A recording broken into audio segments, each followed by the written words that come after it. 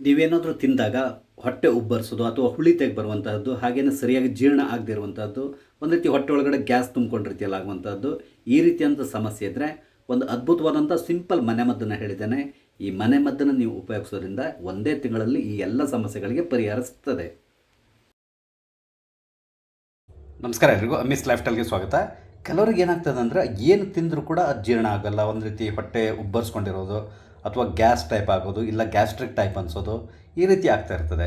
ಹಾಗೆಯೇ ಅಜೀರ್ಣ ಕೂಡ ಆಗ್ತಾ ಇರ್ತದೆ, ತಿಂದರೆ ಸರಿಯಾಗಿ ಜೀರ್ಣ ಕೂಡ ಆಗೋದಿಲ್ಲ. ಅಂಥವರಿಗೆ ಒಂದು ಅದ್ಭುತವಾದಂಥ ಮತ್ತು ತುಂಬ ಸಿಂಪಲ್ ಆಗಿರುವಂತಹ ಮನೆಮದ್ದನ್ನು ಹೇಳ್ತಾ ಇದ್ದೇನೆ.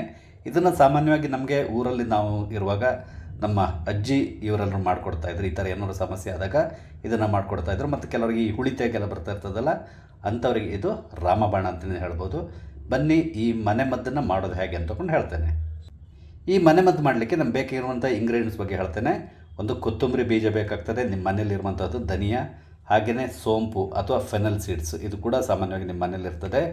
ನಂತರ ಜೀರಿಗೆ ಕೂಡ ಅಷ್ಟೇ ನಿಮ್ಮ ಮನೇಲಿ ಇರುವಂಥದ್ದು. ಇದ್ರ ಜೊತೆಗೆ ಒಂದು ಸ್ವಲ್ಪ ಶುಂಠಿ ಬೇಕಾಗ್ತದೆ, ಹಾಗೆ ಒಂದು 4-5 ಮೆಣಸಿನಕಾಳು ಬೇಕಾಗ್ತದೆ ಅಥವಾ ಕಾಳುಮೆಣಸು, ಬ್ಲ್ಯಾಕ್ ಪೆಪ್ಪರ್ ಬೇಕಾಗ್ತದೆ. ಇದನ್ನು ನಾವು ಉಪಯೋಗಿಸ್ಕೊಂಡು ಈಗ ಮನೆಮದ್ದನ್ನು ಮಾಡ್ಕೊಳ್ಳೋದು ಹೇಗೆ ಅಂತಕೊಂಡು ಹೇಳ್ತೇನೆ. ಒಂದು ಕುಟ್ಟಣಿನ ತಗೊಂಡು ಅರ್ಧ ಚಮಚದಷ್ಟು ಜೀರಿಗೆನ ಹಾಕ್ಕೊಳ್ಳಿ, ಹಾಗೆಯೇ ಅರ್ಧ ಚಮಚದಷ್ಟು ಕೊತ್ತಂಬರಿನ ಕೂಡ ಹಾಕ್ಕೊಳ್ಳಿ. 1 ಚಮಚದಷ್ಟು ಸೋಂಪು ಅಥವಾ ಫೆನಲ್ ಸೀಡ್ಸ್ನ ಹಾಕ್ಕೊಳ್ಳಿ. ನಂತರ ಒಂದು 4-5 ಕಾಳುಮೆಣಸು ಅಂದರೆ ಪೆಪ್ಪರ್, ಬ್ಲ್ಯಾಕ್ ಪೆಪ್ಪರ್ನ ಹಾಕ್ಕೊಳ್ಳಿ. ನಂತರ ಇದನ್ನು ನಾವು ಚೆನ್ನಾಗಿ ಕೊಟ್ಟು ಪುಡಿ ಮಾಡ್ಕೋಬೇಕು. ನೋಡಿ, ಇದು ಇಷ್ಟು ಪುಡಿ ಆದರೆ ಸಾಕು, ಜಾಸ್ತಿ ಪುಡಿ ಮಾಡಬೇಕೆಂತೇಳಿಲ್ಲ. ಬಟ್ ಮೆಣಸಿನಕಾಳು ಸರಿಯಾಗಿ ಪುಡಿ ಆಗೋ ರೀತಿಯಲ್ಲಿ ನೋಡಿಕೊಳ್ಳಿ.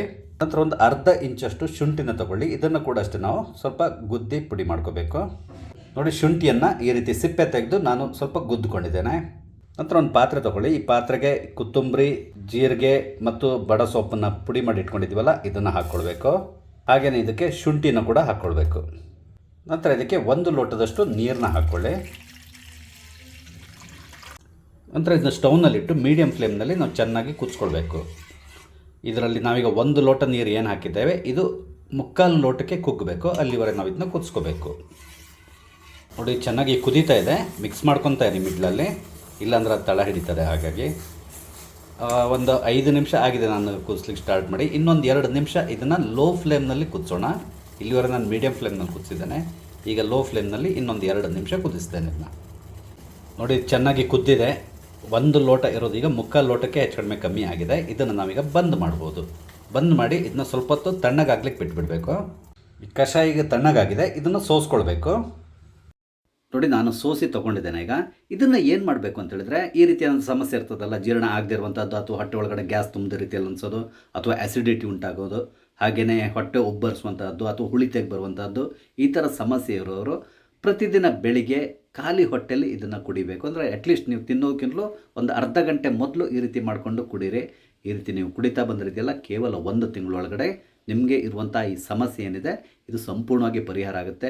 ಯಾಕಂದರೆ ನಿಮ್ಮ ಜೀರ್ಣಶಕ್ತಿ ತುಂಬ ಇಂಪ್ರೂವ್ ಆಗ್ತದೆ. ಏನು ತಿಂದರೂ ಕೂಡ ಕರೆಕ್ಟಾಗಿ ಜೀರ್ಣ ಆಗ್ತದೆ, ಮೋಷನ್ ಕೂಡ ಸರಿಯಾಗಿ ಹೋಗ್ಲಿಕ್ಕೆ ಶುರು ಆಗ್ತದೆ. ದೊಡ್ಡವರಾದರೆ ಇದು ಈ ರೀತಿಯಾಗಿ ಮಾಡ್ಕೊಂಡು ಫುಲ್ 1 ಗ್ಲಾಸ್ ಕುಡಿಬೋದು. ಚಿಕ್ಕ ಮಕ್ಕಳಿಗಾದರೆ ಸ್ವಲ್ಪ ಕಮ್ಮಿ ಕೊಡಿ, 1-2 ಸ್ಪೂನ್ 3 ಸ್ಪೂನ್ ಈ ರೀತಿ ಕೊಡಿ. ಇದನ್ನು ಎಲ್ಲ ವಯಸ್ಸಿನವರು ಕೂಡ ತಗೊಳ್ಬೋದು, ಯಾವುದೇ ರೀತಿಯಾದಂಥ ಸಮಸ್ಯೆ ಇಲ್ಲ.